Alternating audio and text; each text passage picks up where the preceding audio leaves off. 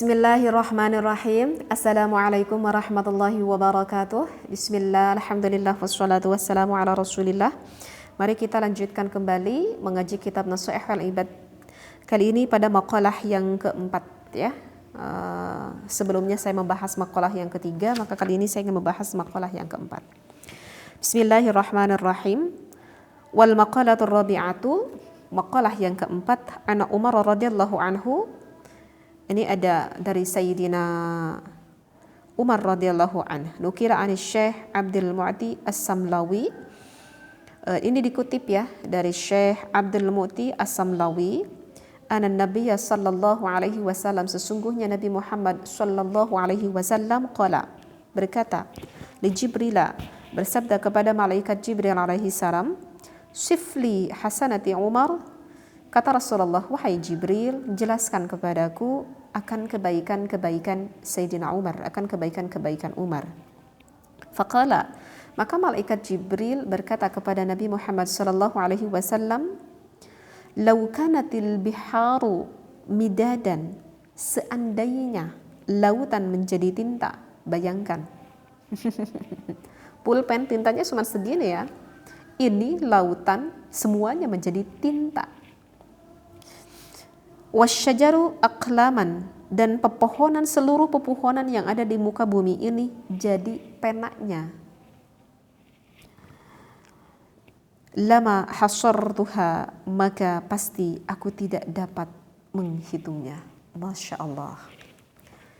Kebaikan amal ibadah seorang Sayyidina Umar radhiyallahu an, ketika Rasulullah berkata kepada malaikat Jibril apa kebaikannya, kalau ditulis itu tintanya pun melebihi dari lautan. Masya Allah. Begitu istimewanya sosok Sayyidina Umar radhiyallahu an akan agamanya Allah subhanahu wa ta'ala. Faqala, lalu Nabi Muhammad sallallahu alaihi wasallam bersabda, sifli hasanati Abi Bakrin, sekarang jelaskan kepadaku wahai malaikat akan kebaikan-kebaikan Sayyidina Abu Bakar As-Siddiq. Faqala, maka malaikat Jibril berkata, Umaru hasanatun min hasanati Abi Bakrin. Umar adalah salah satu kebaikan dari berbagai kebaikan Abu Bakar. Coba ini dengar. Bahwa Sayyidina Abu Bakar As-Siddiq, kata malaikat Jibril, Sayyidina Umar itu satu kebaikan dari salah satu kebaikan dari salah satu kebaikannya Sayyidina Abu Bakar As-Siddiq. Berarti ini menunjukkan bahwa Sayyidina Abu Bakar As-Siddiq melebihi pangkatnya dari Sayyidina Umar, melebihi kebaikan-kebaikan dan juga amal-amal ibadahnya dari Sayyidina Umar. Memang Sayyidina Abu Bakar As-Siddiq, keimanan dalam hatinya, jika kita timbang-timbang seluruh kebaikan manusia yang ada di muka bumi ini, umatnya Nabi Muhammad, maksud saya umatnya Nabi Muhammad, jika dikumpulkan di muka bumi ini, jika ditimbang amalnya dibandingkan dengan amalnya hatinya Sayyidina Abu Bakar As-Siddiq, itu lebih berat akan keimanan hati Sayyidina Abu Bakar As-Siddiq dibandingkan seluruh manusia umat Nabi Muhammad sallallahu alaihi wasallam. Masya Allah. Tidak terbayang bagaimana keimanan Sayyidina Abu Bakar As-Siddiq. Bahkan di dalam riwayat ketika kita mendekati Sayyidina Abu Bakar As-Siddiq, maka hatinya itu sangat begitu bergejolaknya, penuh khauf dan raja kepada Allah Subhanahu wa taala. Jika ada orang mendekati Sayyidina Abu Bakar As-Siddiq, bahkan terdengar hatinya itu seperti apa ya? Hatinya itu seperti terebus begitu. Ada suara yang apa ya? Orang sudah mengejerjes gitu ya. Hatinya itu bergolak gitu. Karena hatinya khauf dan roja kepada Allahnya begitu sangat tinggi sekali. Masya Allah, itu adalah keistimewaan sahabat Khulafaur Rasyidin. Saya lanjutkan kembali. Izzud dunya, kemuliaan dunia, bil mali, bahwa kemuliaan dunia itu dengan harta. Wa izzul akhirati bisalihil a'mal, dan kemuliaan akhirat itu dengan amal soleh. Maksudnya apa nih teh? Baik, saya baca lagi sedikit ya. Maksudnya itu adalah ay fala tataqawwa umurud dunya. Maksudnya adalah tidak akan kuat dan baik urusan dunia. Wala tasluhu illa bil amwali, kecuali dengan harta benda. Wala tataqawwa umurul akhirati, dan tidak akan menjadi kuat dan baik urusan akhirat. Wala tasluhu, maksud saya ya, tidak urusan akhirat illa bil a'malis shalihati, tanpa amal-amal yang saleh. Jadi di dalam kitab ini barusan yang terakhir dikatakan bahwa kemuliaan dunia itu bisa mulia dunia itu dengan harta. Ya, kenapa mulia dunia dengan harta? Ya karena memang saat ini kita hidup di mana? Ya karena saat ini kan kita hidup di dunia. Dan kalau kita hidup di dunia, ya secara normalnya kita membutuhkan harta. Dan salah satu dari harta itu misalkan berupa uang. Kita makan membutuhkan apa? Uang. Kita berpakaian menutupi aurat membutuhkan uang. Kita ingin teduh, mempunyai tempat tinggal, kita juga membutuhkan apa? Uang. Betul tidak? Dan terkadang kita membutuhkan ilmu juga untuk menulisnya, membeli bukunya, membeli kitabnya, memberikan kebaikan kepada ajengannya. Kita juga membutuhkan apa? Uang. Ya karena memang kita hidupnya di dunia, berarti ya memang di dunia kita membutuhkan harta. Dan salah satu dari harta itu adalah uang, berarti kita juga membutuhkan uang agar kita bisa hidup di muka bumi ini. Nah, yang dimaksudkan di sini, ini harus mendengarkannya dengan jelas dan tuntas ya, karena takut salah pemahamannya. Yang dimaksudkan di sini, jadi kita jangan langsung berpikir negatif akan uang ataupun harta dunia tersebut. Karena sebetulnya itu hanya merupakan suatu alat. Harta itu hanya merupakan suatu alat bagi kita dan bagaimana kita menggunakan alat tersebut. Yang namanya alat, kalau kita dipergunakan baik, maka alat itu menjadi baik. Tetapi alat itu kalau kita gunakan untuk kejahatan, maka akan sesuatu menjadi yang berupa kejahatan pula. Ya, misalkan nih seorang ibu yang punya pisau di dapur.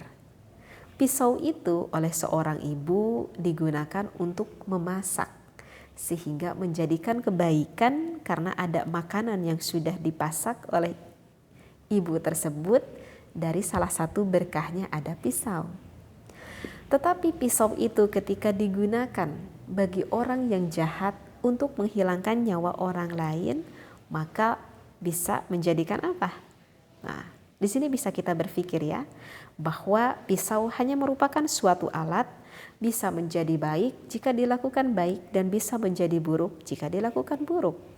Begitu juga harta yang kita miliki, uang yang kita miliki, semuanya bisa menjadi baik, bisa menjadi keberkahan jika kita bisa menggunakan uang tersebut akan sesuatu yang memang dimuliakan oleh Allah. Dan uang tersebut, harta tersebut pun bisa menjerumuskan kepada kita ke dalam nerakanya Allah. Tergantung, karena itu uang-uang hanya sebatas alat aja.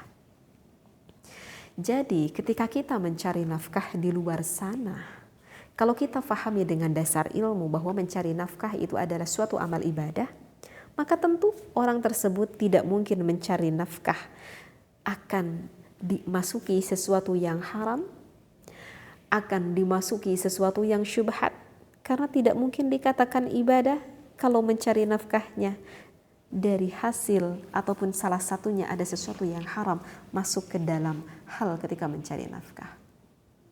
Ya, betul tidak? Jadi kalau misalkan ketika kita mencari nafkah, kita berusaha di dalam pekerjaan tersebut, ada unsur ribanya misalkan, ada unsur syubhatnya misalkan, ada membohongnya misalkan, ataupun kita sikut kanan, sikut kiri misalkan, ataupun apapun itulah sesuatu yang diharamkan, maka itu sudah jelas dan sudah pasti harta yang didapatnya tidak akan menjadi keberkahan. Mau sebesar apapun kamu bersedekah, tetapi hasilnya dari sesuatu yang haram tidak akan menjadi baik. Karena apa? Karena dimulainya juga dengan haram. Karena kalau kita ingat ibadah kepada Allah, tidak mungkin ada haramnya. Bisa difahami di sini? Oh tidak, saya sudah paham ilmunya. Saya tidak mencari nafkah dengan sesuatu yang haram. Oke, alhamdulillah kita mencari nafkah tidak dengan sesuatu yang haram. Alhamdulillah pada bulan ini saya mendapatkan keuntungan dari nafkah yang setiap hari aku kerjakan. Nah, tidak sampai begitu juga. Ketika kita sudah mendapatkan hasil dari usaha yang telah kita lakukan setiap harinya, hasilnya itu kita salurkan kemana? Nah ini yang nanti akan menjadikan perhisaban kita di akhirat. Yang menjadikan hisaban kita di akhirat adalah dari rizki yang halal, bukan dari rizki yang haram. Kalau rizki yang haram itu tidak akan dihisab oleh Allah. Kalau rizki yang haram itu Allah tuh gak akan banyak tanya sama kita. Langsung aja kita akan dikecemplungkan na'udzubillah ke dalam nerakanya Allah. Yang akan dihisab kita nanti di akhirat itu adalah dari rizki yang halal. Dari rizki yang apa? Dari rizki yang halal. Ya, kita sudah dapat nih gaji 1 bulan sekian juta, dan sekian juta itu kita akan salurkan kemana? Dan itu yang akan dihisab oleh Allah. Baik, aku belikan ya Allah, karena aku butuh kendaraan, aku belikan mobil. Kamu belikan mobil? Ya, karena aku butuh kendaraan ini. Itu hanya kebutuhan, tetapi hawa nafsu berkata lain.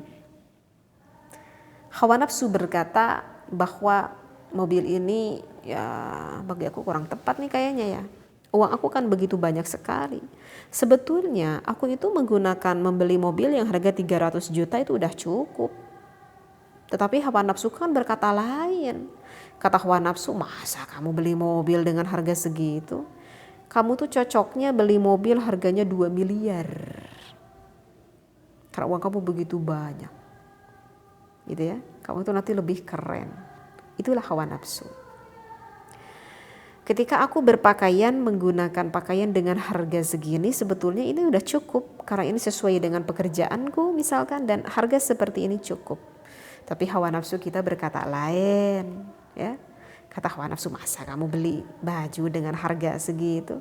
Harusnya kamu beli baju dengan harga ratusan juta. Karena uang kamu begitu banyak. Itu lain. Hawa nafsu yang berkata. Begitulah dunia menjadikan alat. Tergantung kita yang memakainya, kita salurkan kepada apa alat itu. Sehingga ketika kita mencari nafkah, mencari rezeki, apapun itu, yang penting halal, yang penting Allah ridha, yang penting hasilnya berkah. Cuman kebanyakan orang tuh ada satu yang dilupakan, Apa itu? Ketika orang mencari nafkah, hasilnya itu adalah hanya untuk dirinya saja dan untuk keluarganya. Kebanyakan orang mencari nafkah seperti itu hanya untuk dirinya dan untuk keluarganya saja, anak istrinya ataupun ibu bapaknya aja deh. Itu pun kalau ada ibu bapaknya, dan memberinya pun hanya sedikit kepada ibu bapaknya.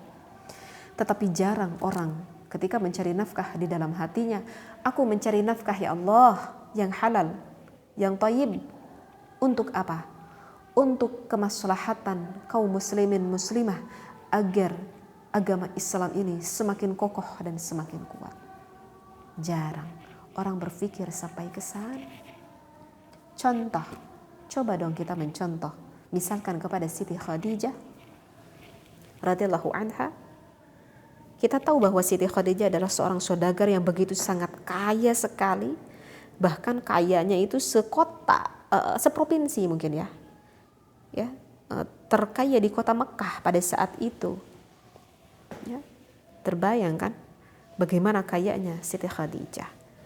Dan mungkin kita semua juga sudah tahu bahwa Siti Khadijah ketika meninggal hartanya semuanya habis. Dikemanakan seluruh hartanya Siti Khadijah? Apakah dibelikan baju yang mewah? Apakah dibelikan kendaraan pada saat itu unta yang begitu mewah? Apakah dibuatkan rumah yang begitu megah luar biasa? Tidak. Tetapi dikeluarkan seluruh hartanya Siti Khadijah untuk kemaslahatan agama Islam pada saat itu. Masya Allah. Ya, aduh teh, lebar banget teh, aku udah capek. Tiap hari, bangun subuh, pulang malam, dapat hasil, sekarang aku harus dikasihkan kepada orang lain. Aduh enak banget orang lain teh. Ya, itulah ibadah. Ya, jadi itu tergantung kepada kita kembali. Jadi minimal ada dulu, belajar dulu. Niat di dalam hati ketika kita mencari rizki. Ya Allah, jika Allah memberikan hasil dari rizki yang aku cari setiap hari, jika Allah ridha, hasilnya ini ya Allah, sebagian akan aku berikan kepada keluargaku karena ini adalah suatu kewajiban. Jika aku sudah memberikan kewajibannya kepada orang yang berhak, memang wajib aku beri nafkah, maka sisanya ya Allah aku niatkan untuk kemaslahatan kaum muslimin muslimah agar semakin kuat agama Islam di muka bumi ini. Saya ingat ya akan satu riwayat yang dimana riwayat itu mengkisahkan ada 3 sosok manusia gitu ya. Yang pertama itu adalah seorang ahli ibadah yang akan dimasukkan oleh Allah ke dalam syurganya Allah. Yang kedua itu adalah orang yang mendapatkan syurganya Allah dikarenakan haji yang mabrur. Dan yang ketiganya itu adalah seorang yang kaya hartanya dan orang tersebut selain kaya dermawan juga. Nah, diceritakan ketika mau masuk ke dalam syurganya Allah, Pak Kiai itu ataupun orang yang berilmu itu berkata kepada yang haji mabrur, silahkan Anda yang pertama lebih masuk ke dalam syurganya Allah karena Anda itu lebih layak. Dan orang yang mempunyai amal haji mabrur tersebut berkata kepada Pak Kiai ataupun kepada ahli ilmu tersebut, Masya Allah, Anda yang lebih layak masuk pertama ke dalam syurganya Allah.